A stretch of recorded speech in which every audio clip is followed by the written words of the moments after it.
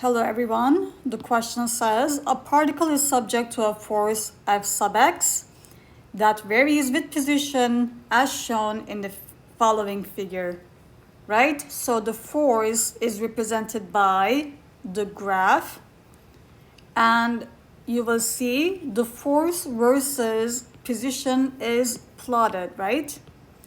The question is asking you find the work done by the force on the particle as it moves from x equals 0 to x equals 4 meters.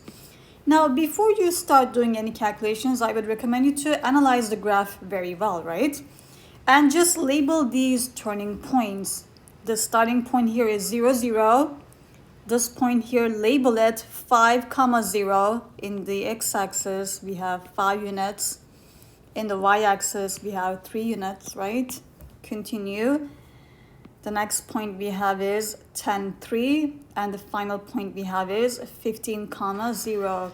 The question is asking you find the work being done from x equals 0 to x equals 4 meters. Just give me a second.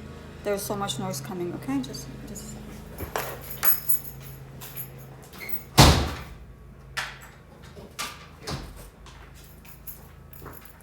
So how can you find the work being done from x equals 0 to x equals 4 meters? You would have to calculate the area under the graph, right? Calculate the area under the graph from x equal to 0 to x equal to 4 meters.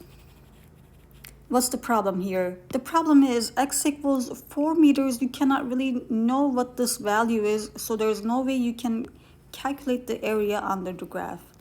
So what must you do? You must give me an equation that represents this entire line. If you cannot calculate the area precisely, you would have to resort to finding the equation that describes that line. And since we have a linear graph, the equation will be y equal to mx plus b. Instead of y, of course, we know the y-axis represents the F value, the force value. So what's the point? What must you do? You must give me the equation that represents this line here. Once you find the equation, what are you going to do? You're going to calculate the work being done, f of x dx, and you are integrating, right? Integrating between what to what? X equal to 0 to x equal to 4 meters. So let's scroll down and let's see what I have done here. Part A, f of x dx, the integral, you have to find the equation. The equation of what? The equation of the linear graph, mx plus b. What is the unknown here? M value, the slope is unknown, and what else is unknown? The b value, the y-intercept. It's basically where the line passes the y-axis, right? Where does the graph pass the y-axis? Where does the graph pass the y-axis? At 0. So your y-intercept is going to be 0. This y-intercept is going to be 0. Again, where does the graph pass the y-axis? At y equal to 0. How do you calculate the slope, everybody? The slope is nothing more than the change in y over change in x, but the y represents the force values, so you have delta F over delta x. What are you going to do? Remember I told you at the beginning, label some points, right? So we're going to look at 2 different points and we're going to write the coordinates. We have 5, 3 here and we have 0, 0 here. So what's the slope there? What is the change in F over change in x? Do your plugging in delta y over delta x. We end up having 3 divided by 5, which is going to give you 0.6. And if you recall, I said to you the b is equal to 0. So the equation that represents that line is 0.6 times x. What is next, everybody? You have given yourself, or you solved the equation that describes f. Now that you have done so, you're going to plug in, right? You're going to integrate 0.6x dx. What are your limits of integral? X equal to 0 to x equal to 4. What do you get when you integrate 0.6x? 0.6 x squared divided by 2.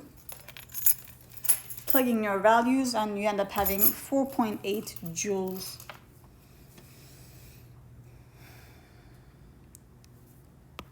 And we're correct. Moving on, part B is asking you from x equal to 5 to x equal to 7. X equal to 5 to x equal to 7. In this case, you can read your values precisely, so all you have to do is calculate the area under the graph. I'm not going to do it, it's your job. Part C is going to be on the exam as well, so pay attention to A and C. Part C is asking you, calculate the work being done as the object moves from x equals 13 to x equals 15. Where is 13 and 15? 13 is right here and 15 is right here. So what do you have to do? You have to calculate the area under the graph, right? What's the issue? The issue is you cannot read these values precisely.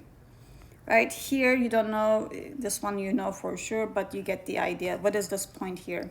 Since you cannot precisely measure it, evaluate it, what must you do again? You must calculate the area, not the area this time. Again, you have to calculate the equation that describes this line. How do you find the equation? Again, you have a straight line. The equation for a straight line is mx plus b. What must you calculate? You must calculate the slope. Pick 2 points. Do your delta f over delta x. You're going to end up having negative 0.6. And finally, you must calculate the y-intercept. The y-intercept. How can you calculate the y-intercept from a graph? So you already know what the slope is. My suggestion is already plug in your slope. The slope is negative 0.6. Are you all with me so far? Good. Then you're going to pick any point on the graph. And I picked 15, 0. This point here I have chosen. And we know that this point here will satisfy the equation y equal to mx plus b, in which case the m was equal to negative 0.6x plus b equal to y. So any point along this graph is going to satisfy this equation. What does that mean?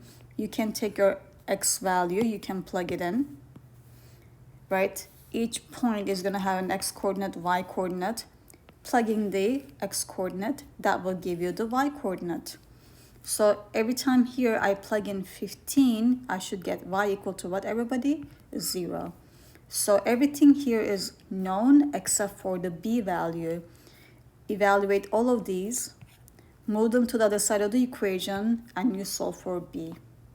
Scroll down, everybody, and we just solved for b. B is equal to 9. Once you are done evaluating the m, the slope, and the y-intercept, you put everything together. Instead of m, you put down negative 0.6. Instead of b, you put down 9. And now you put your equation, you integrate from x equal to 13 to x equal to 15. Plug in, evaluate, and you end up having 1.2 joules.